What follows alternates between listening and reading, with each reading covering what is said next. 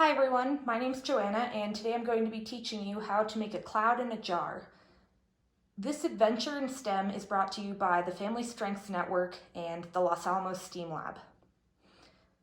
The materials that you'll need for this experiment are some hot water, I just finished boiling this, a glass jar with a metal lid and some ice cubes that I've already put into the metal lid, as well as some hairspray. The brand does not matter.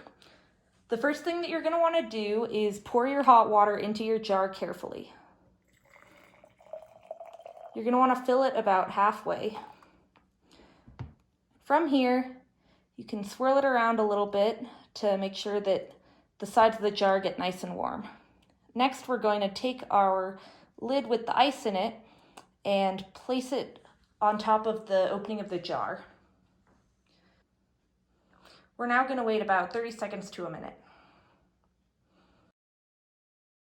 The next thing that we're going to do is take our hairspray, lift off the lid of the jar, give a quick spritz of hairspray, and then immediately put the lid back on.